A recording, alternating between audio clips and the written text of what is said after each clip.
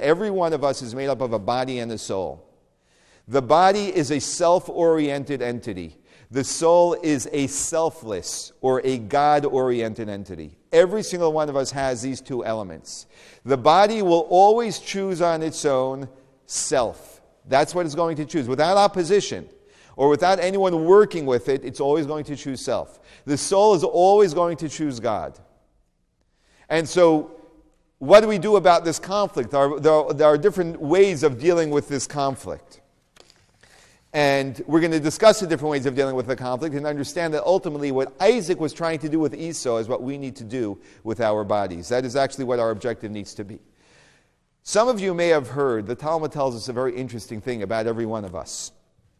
The Talmud tells us that when you were in your mother's womb, because I know every single one of you were, right? You were in your mother's womb, and as you were developing, what was developing in your mother's womb?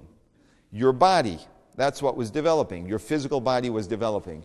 And at that time, God also picks a soul. And that soul is placed with the body in the womb. And the Talmud tells us this beautiful thing. It tells us that when it's in the womb, it's taught the entire Torah. So your soul had this fantastic training of learning the whole Torah. If anyone tells you you're not a scholar, say, what are you talking about? Okay, I forgot some of it, but I'm a scholar.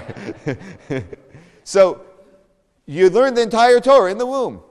And then what happens is, and this also isn't your fault that you forgot it, what happens is, right when the soul and the body merge together to become one, which is when you were born, you come out of the womb and you're born as your own independent self, the soul comes into the body. At that time, what happens is, as the Talmud says it, an angel comes and gives you a little flick under your nose, you know that little, you have over there? And you forget the entire Torah. Okay? And there's a great mystical rabbi by the name of the Maharal. He lived about 500 years ago, and he explains this. He says that what the Talmud is referring to, when he says that you get a little bang and you forget the entire Torah, is the bang of the merging of the body and the soul together. That when the soul gets this bang, this, no pun intended, earth-shattering bang, like, oh no, I am now a part of earthly beings. I am no longer this spiritual entity. At that moment, it sort of loses its ability to retain hold of this spirituality, of this godliness, and it forgets the entire Torah. That's exactly what happens. And so now we have this body and the soul. And what we have now is very, very simply, and I want to simplify things because if we don't see our lives simply, I don't mean simplistically in the sense that kindergarten, but I mean to simplify complex ideas so we have clarity with what we're talking about. Once we understand in a very simple way what the body and the soul is, and they're merging together, and the conflict that's going on, we understand what's happening every single day in our struggle, in our own darkness. What's happening is simply that you have a soul which yearns for God that was thrown literally into prison. It's imprisoned by a physical body. And a body is a temporary entity. What do I mean by that? A body is a temporary entity because it was born. There was a point where it didn't exist. Your soul always existed. Your soul always will exist. It goes to heaven after life. The body is temporary, hopefully for 120 years in good health, right?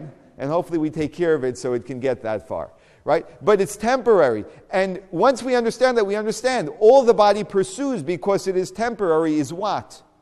Temporary things. Your body will always pursue temporary things because that's what it knows for itself. That's what it is. It's temporary. The soul is always going to choose eternal things. Why? Simply because the soul is eternal. That's why the soul will always choose godly things. God is eternal. The soul is eternal. The body is temporary. It's always going to choose temporary things. Okay, it's going to choose the chocolate cake that you don't want, but you're eating anyway, because it gives you temporary pleasure, right? The soul is a much more long-term thinker. It will always take what we call the longer, shorter way.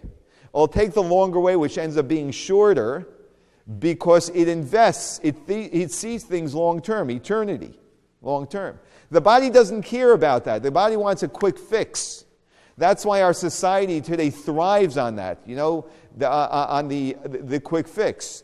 Just give it to me, I want it now. You know that even when we learn, I'm a teacher, so I'm conscious of these things. Even when we learn, we come into a class and I want to hear the solution, right? There is no solution that anyone can tell you that's going to fix your problems. The only solution is a long-term process of us working with ourselves. There is no quick fix. And so some people jump from, seminar to seminar to seminar to seminar. Who's going to give me that? Tell it to me. Don't give me the whole thing. Just tell it to me. There is no telling. Even if you hear the truth, it doesn't help. It's a process, right? That's soul. That's a soul viewpoint. That's an eternal viewpoint, a long-term viewpoint. Body viewpoint is, give me something that's going to satisfy me right now.